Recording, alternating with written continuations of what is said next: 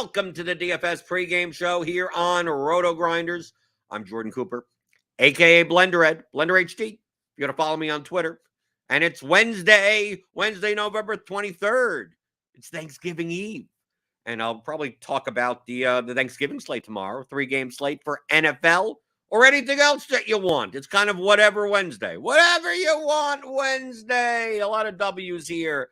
A lot of W's in the chat, like Wataz, Suki Singh, good morning.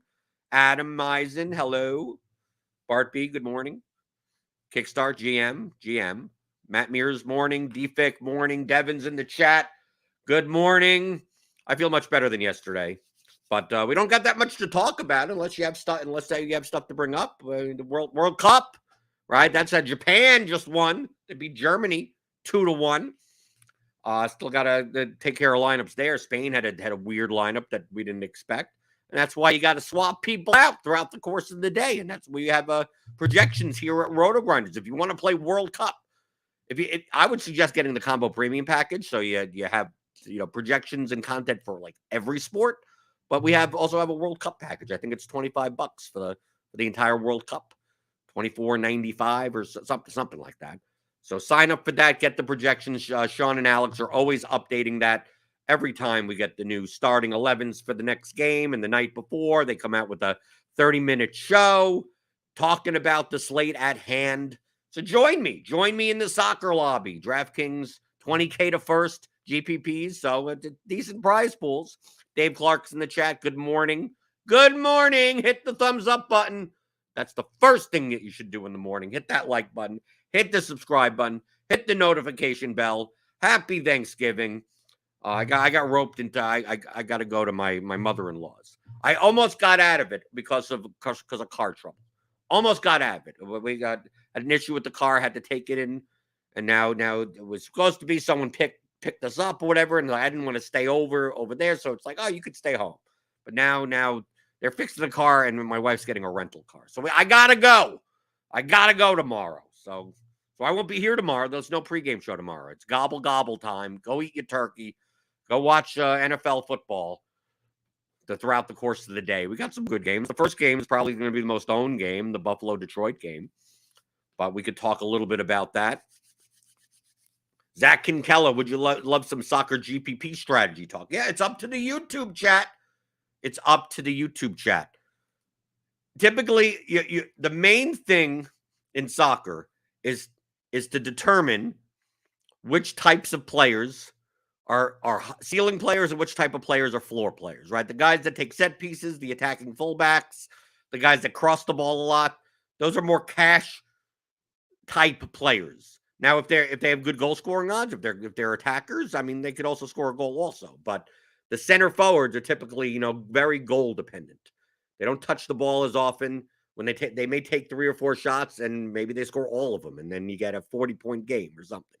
Okay, understand in soccer that the teams that are more favored are more likely to get more possession.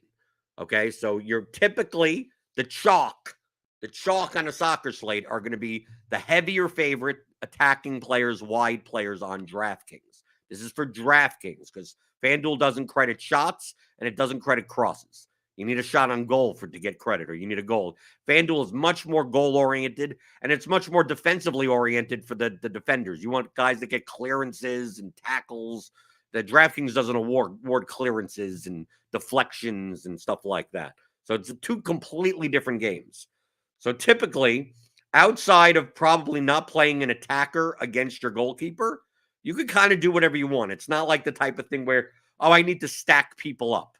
But you probably are looking for like goal assist type combos in soccer. So like on today's slate, for GPP, like some of the best plays on the slate were like David Raum, right? Take about half the set pieces for Germany.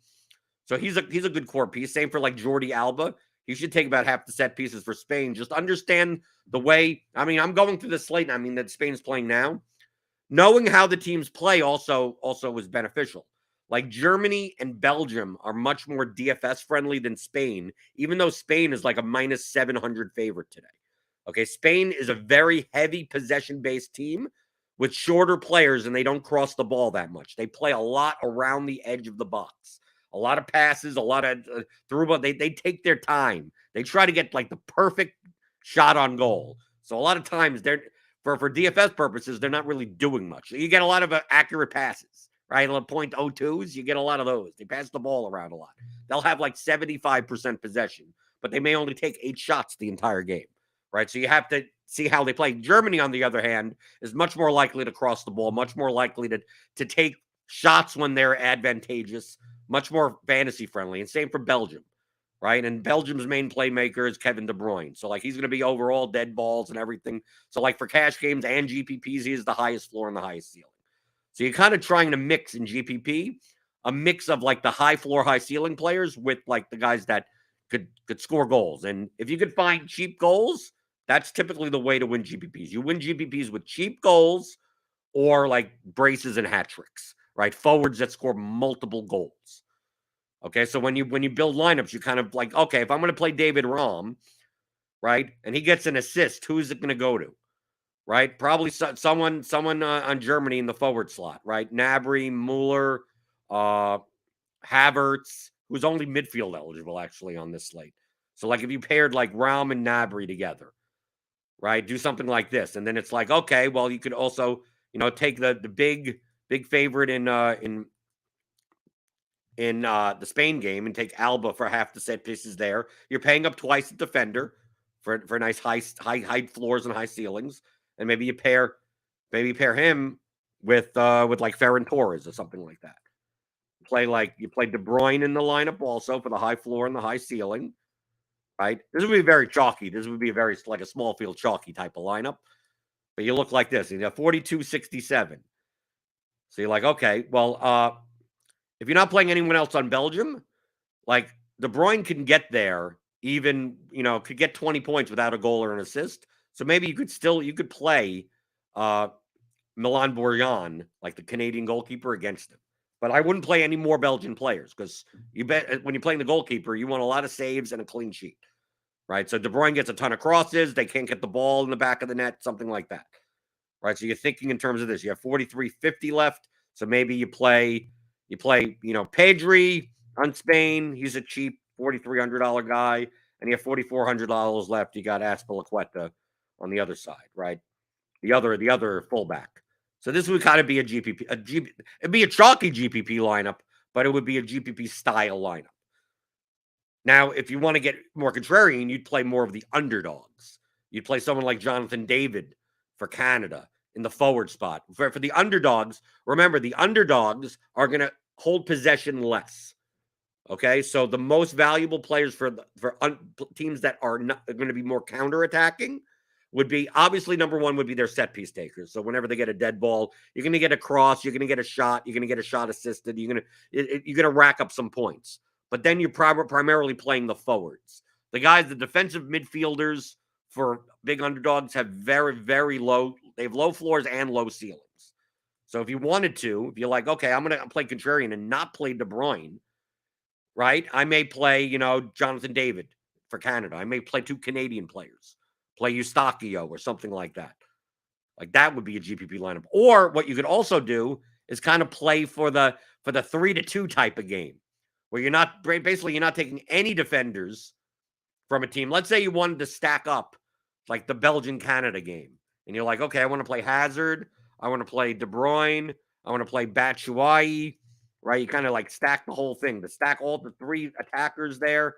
Then you play like David on the other side, so you want Canada to score, right? But you don't have to worry about the clean sheet or anything. So you play them, maybe play Taj Buchanan. You're playing like 5 guys from the game. You want it to be back and forth. You want Canada to score first, and then Belgium to score, and then Canada's, like a much more open game. And then defenders, then maybe you take a defensive stack of the other game, right? So you have 6,400 left. I mean, you'll have plenty of money, right? You could do something like Simone and Alba, right? You could even play David Raum in this lineup also, right? You'll have money left over, right? You have 1,900 left over. Do you have to do this? No. You could play Eustachio there. You could not play Batshuayi. You could just play the 2 Belgian attackers. I mean, you could do something like that. But typically in those types of games, you're probably not taking defenders that are more reliant on clean sheets to get points. That would be more of a GPP strategy, but it's kind of a mix. Just like in any other sport, it's not a matter of here are the cash plays, here are the GPP plays. You have to do an 8v8. It's like the players that are good for cash games are also good for GPPs, but some have higher ceilings than others. Typically in cash games, you don't want to necessarily have to rely on like goal-dependent type players. Like Michy Batshuayi today, he's underpriced though, so I can understand playing him. Like his projection is 12. It's like he's a center forward. He's not going to do anything else other than like be on the end of a cross or on the end of a pass. Like he doesn't get to 12 points without a goal or an assist. Like he's not going to take that many shots. So most of the time he scores like 4 or he scores like 18. Something like that. While someone like Kevin De Bruyne at 9,500, he could go to 18.75, this median value, like just on peripherals. Now, if he gets on the score sheet, now you're going to need him. Now he has 30 points. He has the goal on top of that, right? That's why he's probably the most valuable player on this slate coming up. So that's more of a, thinking GPPs. And if you want to get for large field contrarian, play more of the underdogs. Right? You play Japan. Costa Rica is a very big underdog. And they're barely going to have possession. But if you wanted to play a Costa Rican player, you'd play their forward. You'd play someone that on a counterattack, that they don't have to touch the ball. It's similar to playing in NFL, like a receiver that may only get 2 or 3 targets, but they're like way down the field. Deshaun Jackson, that type of guy. It's a little bit on soccer.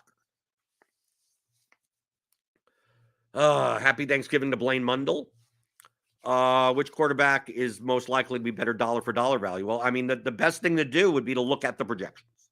Okay. If you don't have projections, you should sign up to RotoGrinders. Get our NFL projections.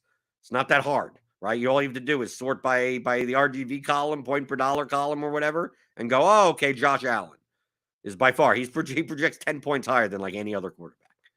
You should have known that already. I mean, the Buffalo has a 32 total. On a 3-game slate. The total on the game is 54.5.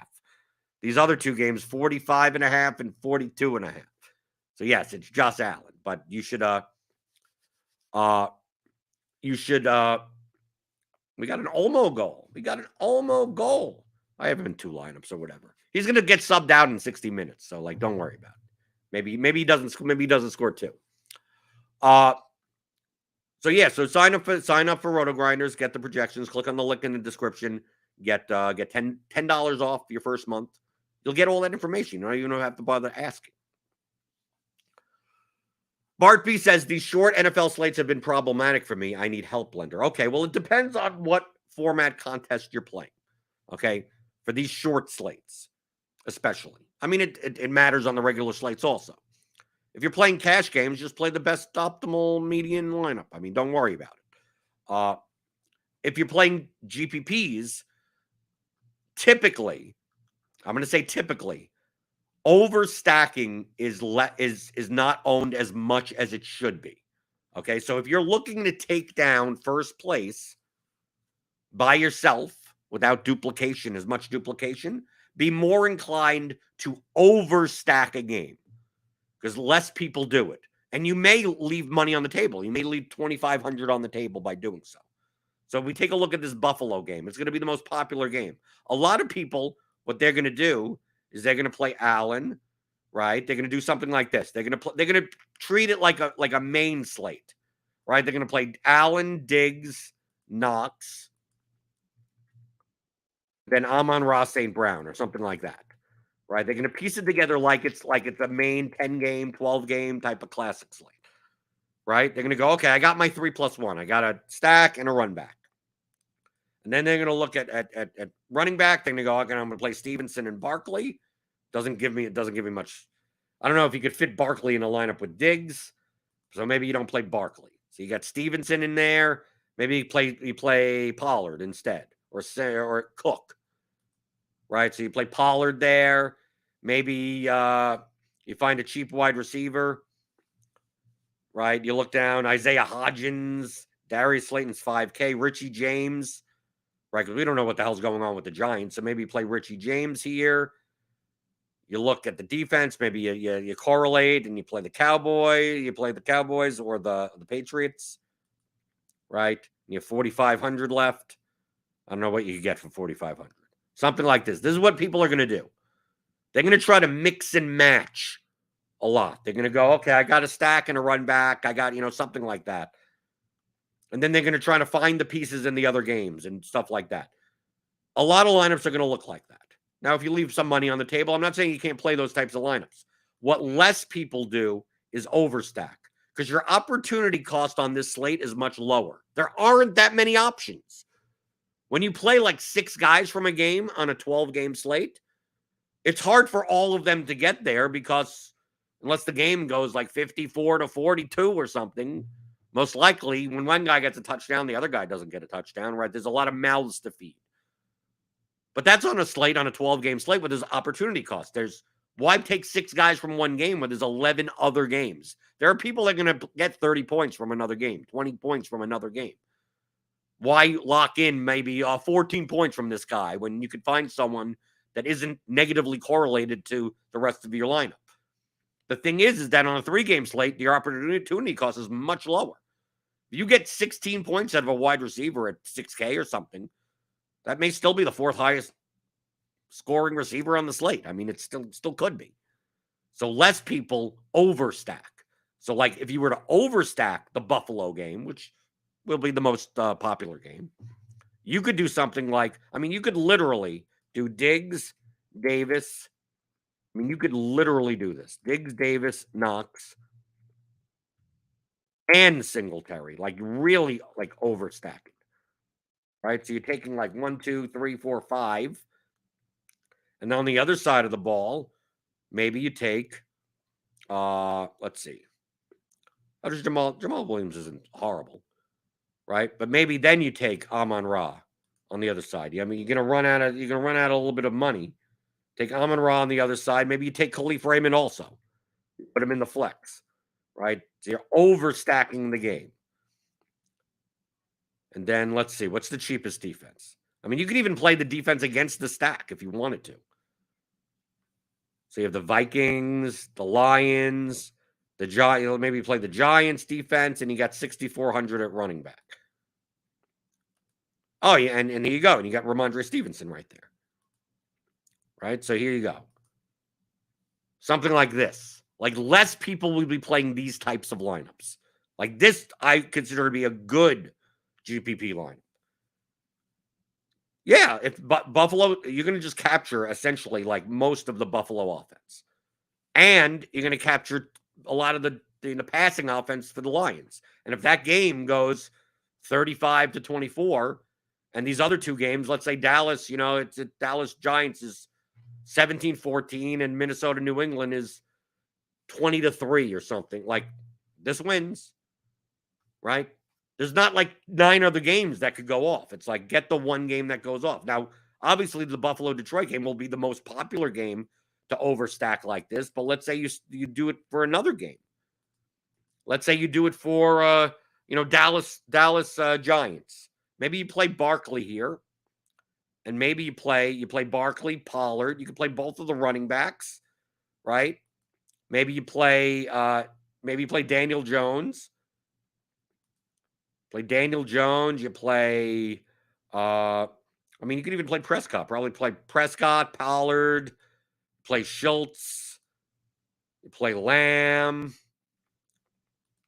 right? And then we have to take a Giants receiver. Maybe you take Slayton for some upside.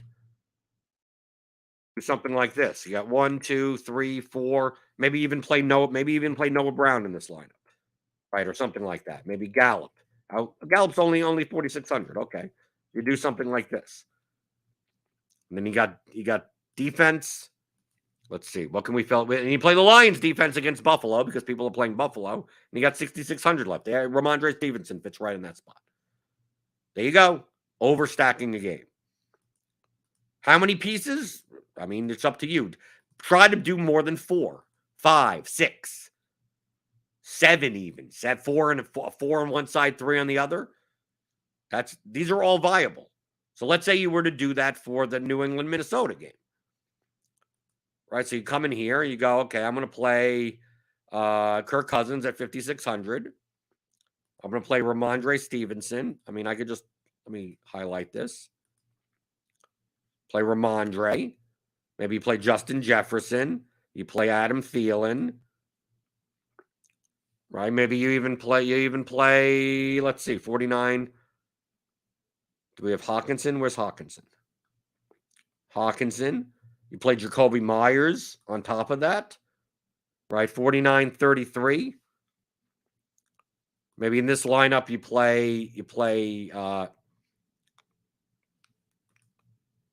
would play someone like, I mean, because you can't pay it for Barkley, so maybe you are playing Pollard in this lineup. Right? Just try to fill it out. Right? Because you're stacking Cousins, Jefferson, Thielen, Hawkinson. The entire passing game for the Vikings on top of Stevenson and Myers. And then you find the defense, because you can play Lions in this one, and you have 6,100 left. And you could play Jamal Williams or something there. I believe Jamal Williams is cheap enough, right? I think. Yeah, 5,900. Perfectly correlates with the Lions defense. There you go. Overstacking. Now, obviously, if the New England Minnesota game is like 17-6 and the Buffalo game is like 1,000,000 to 1,000,000, you lose. Like, this is going to come in like last place. But let's say the Buffalo Detroit game goes under and the New England Minnesota game actually shoots out to a decent extent in comparison to the other two games. Well, this is the type of lineup that could win a GPP.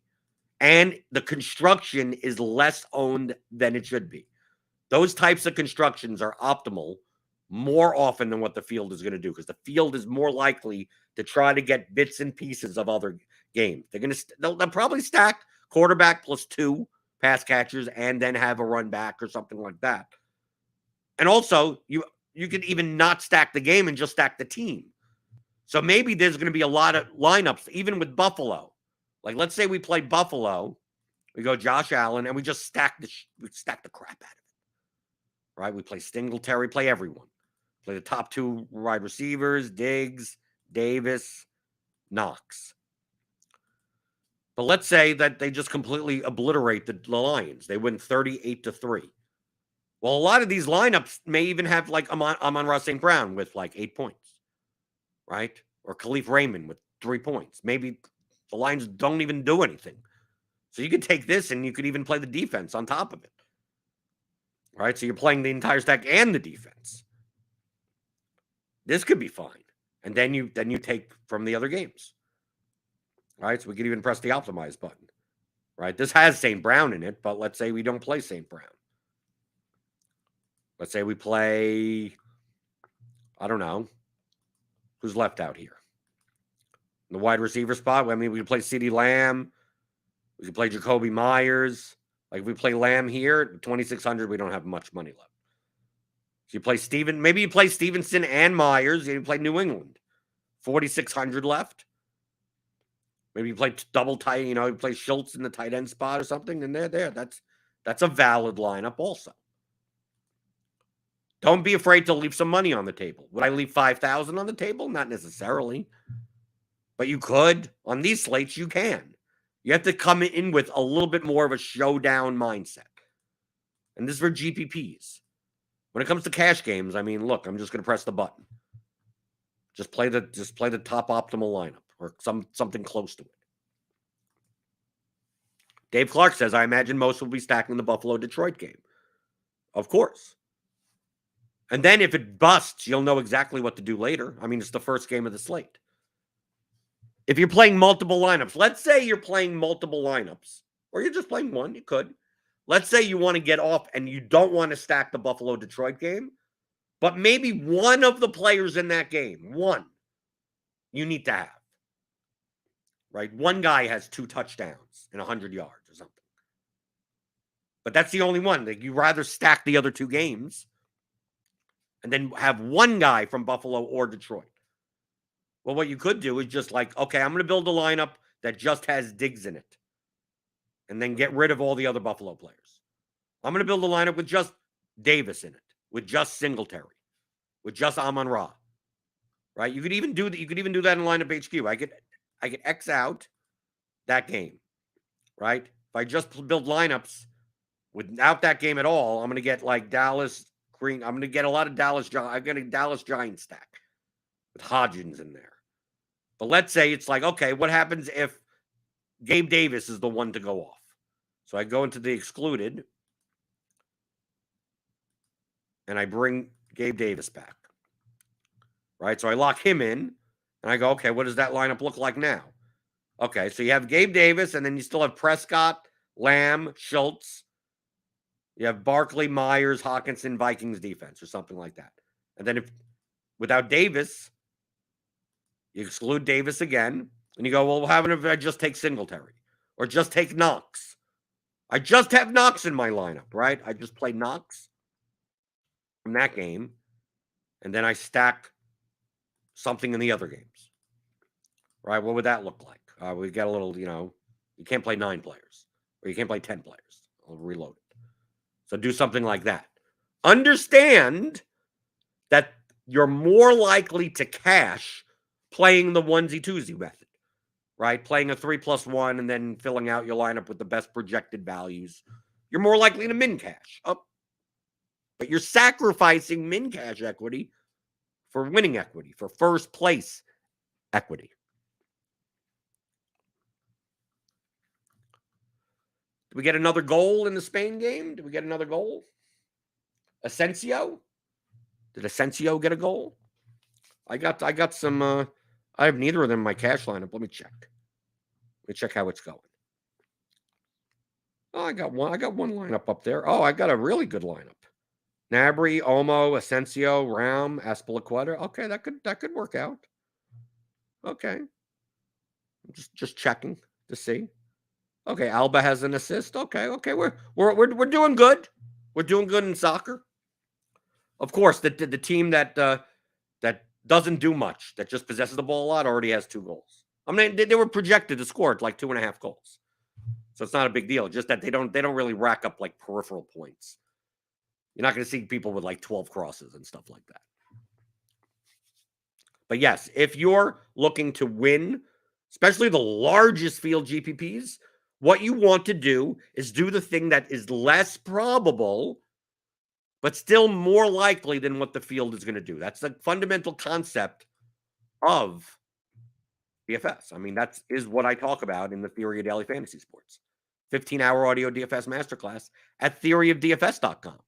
And I also have the advanced course that comes with custom Excel tools. The fundamental core of DFS, the fundamental core of all gambling profitably, is to get better odds on something happening than its true odds. A 6-sided die, if you could get 10-1 to guess a 6-sided die roll, you're profiting, no matter what you choose on the die. So it's very similar in DFS, where the most probable lineup, right, is the median lineup, 142.66. Like this would be a 50th percentile outcome. You're most likely to get around this amount of points with this lineup. But it's also like owned by like so many people. Like all the ownership is very high. So it's very hard to win first place with it. What you want to do is you play lower owned players that are less projected. They're worse plays. But should X player be 8% owned? Or should he be 16% owned? If he should be 16 and you're getting him at 8, that means that's plus EV, positive expected value. So the same can be said with lineup constructions. You're going to see a lot more lineups in the contest that you play, the GPPs that you play, that do a 3+1 type of lineup, that take players from all 3 games, that don't play the defense against their offense, that don't play dude, if you want to play Damian Harris and Stevenson together on a 3-game slate, go for it. Why not? Why wouldn't you do it on a 12-game slate? Because the opportunity cost is much higher, because there's 20 other running backs for that same price that don't vulture touchdowns from each other. But there's only a 3-game slate. Dude, if both your running backs get a touchdown, that's probably fine. Right? Ramondre Stevenson gets a ton of passing yards and catches, and he has 18 points. And Damian Harris has 2 touchdowns on the goal line. Maybe that's fine for their prices. Now on a 12-game slate, you may have another running back that puts up 30 in some other game, and another running back that puts up 24 in some other game. Here, there aren't that many games going on. So you don't need the highest pie. You don't need to have all flames in your lineup. There's only 3 games going on. So that's why I would suggest, based on previous trends of what I've seen on these short slates, is to overstack. It's less probable because you need the team to like really go off, but less people do those lineups. People will build a lineup with Allen, Diggs, Knox, and then Gabe Davis has a touchdown and Isaiah McKenzie has a touchdown, and you'd be like, "Well, I got Buffalo," or like they'll have Amon-Ra and Khalif Raymond will have a 60-yard touchdown. They'd be like, "I didn't have the right pieces together." It's like, well, what happens if you just took them all? What happens if you just took them all? And if the game goes over 54.5, you probably got a lot of points. You probably do. And if that game disappoints and you overstack the other game, and that game goes 28-21 even, it's probably cheaper.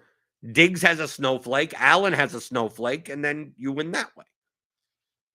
So for GPPs, I would focus more on games. Overstacking teams, overstacking games. And we get another goal.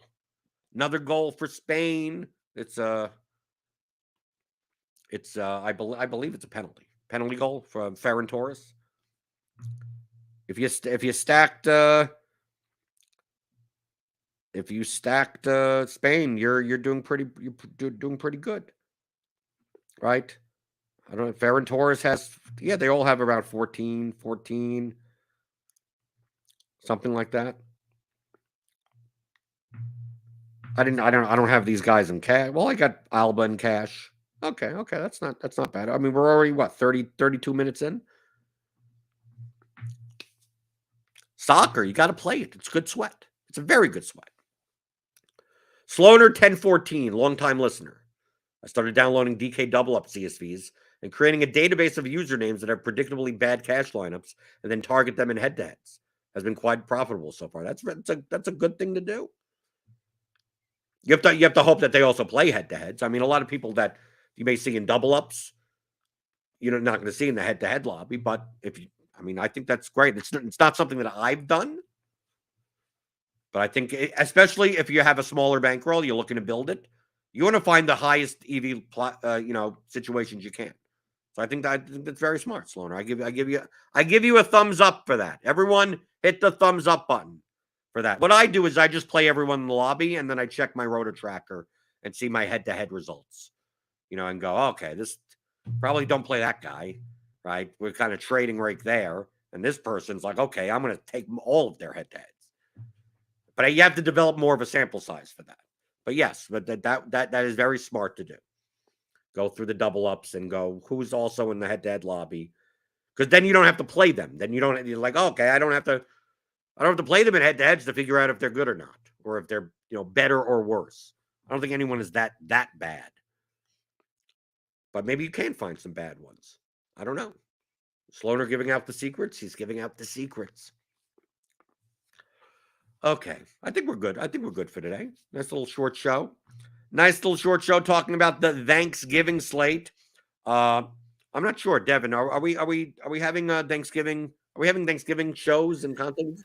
Yeah, we have a pre-lock show that'll be before the first of the 3 games, and we'll also have some premium videos for premium subscribers. We'll have a couple of Monkey Knife Fight, some Parlay IQ videos, stuff like that. Okay, so who are the suckers that have to do a pre-lock show on Thanksgiving? I say that because I used to be the sucker. Well, you're talking to one of them, unfortunately. But Andre and TJ will be on there tomorrow for the pre-lock show. So right. I had to take off because I didn't know if my wife wanted me to go to Thanksgiving. This whole thing, Devin, I almost got out of it. The car broke down. Couldn't do that morning NFL show. Right. I would have done the NFL show if had that happened. No, the car broke down, and the thing is that our niece was going to pick like us up, but then we'd have to stay over like her mother-in-law's, and I don't like sleeping at other people's places. So it's like, so my wife was like, I'm not going to make you stay over. You can just stay home for Thanksgiving. She'll pick me up and drive me home on Friday, and then the auto place came back with like a quote and said this includes like a rental car with your whatever the hell it like what, and my wife's like, I'm getting a rental car for a week or whatever. So you know what that means? We have a car and we're driving and we don't have to stay over. It was the first time ever car dealership or car management had to be the easiest it could have ever been. Right. So yeah. So I'm stuck. I'm stuck going. It's not horrible. It's just that I'd rather do nothing. I would be going to visit, but we have a new dog who's a bit of an anxious little bug. So we actually found out she's able to get out of the crate on her own, little Houdini. So you're not going because you're using the dog excuse. Well, we're gonna take her to the in-laws to visit, but I don't suspect that's gonna last a long time. She barks at everybody, so. Okay, so you're basically using the dog as a way to leave early. I guess I am, but I don't want our dog to leave barking at all the in-laws, and they have some other animals of their own as well. So. Maybe they deserve to be barked at. Hey, you never know. We'll find out. They could just be, kosher. I've got 2 cats as well, and they're all sleeping in the other room, so you never know. Maybe it'll bring be them too. Yeah, you'll be able to go home even earlier. It's like, well, we an hour for every pet that we brought. I just pull into the driveway and there's cats and dogs just running everywhere. Sorry, guys, we're gonna have to leave. This isn't gonna work out. Right. This is getting out of hand. Okay, so tomorrow it's TJ and Andre. Andre. And then I think Chop and Squirrel actually just got done recording a premium video for the 3-gamer. So okay, and then we'll have basically Friday is when like all of the Sunday content comes out at once. So it's gonna be a lovely Friday. Lovely that one day you have to do like everything all at once. It just basically what that means is I'm just gonna eat a lot on Thursday, so that Thursday night I just pass out. Then wake up early in the morning, probably, and reset, ready to go Friday. Ready to go Friday, and then we also end up this year with NFL main slates on Christmas Eve. Oh, Thank you for breaking that ice to me. No, I was going to be doing the schedule later today. No. I appreciate because Christmas Eve is Saturday and Christmas Day is Sunday. So the NFL, what they're doing is that on Christmas Eve there's like 9 games, and Christmas Day there's 4 games, or something like that. Christmas Day is very similar to Thanksgiving, and the Saturday slate is more like the Sunday slate, but that's Christmas Eve. So basically, Saturday morning is kind of like a normal Sunday morning, and Sunday will be like Thanksgiving. So I'm just going to let you know. Might actually be all right. That might actually be the better way. But I'm just going to let you know, those 12:24, 12:25, you're going to see that in Slack of good luck with that. Yep. I've got my day laid out. That's for sure. Okay. So give a thumbs up to Devin for hanging in there. Hit the subscribe button, hit the notification bell, and yeah, so good luck on Thanksgiving. Go pass out on the couch, watch some football, and I'll be back on Friday. No MMA this week, but it'll be a casual Friday. We'll talk about stuff, probably the main NFL slate, and answer your DFS strategy questions like I normally do here, Monday through Friday, 11 o'clock Eastern, on the DFS pregame show on RotoGrinders.com.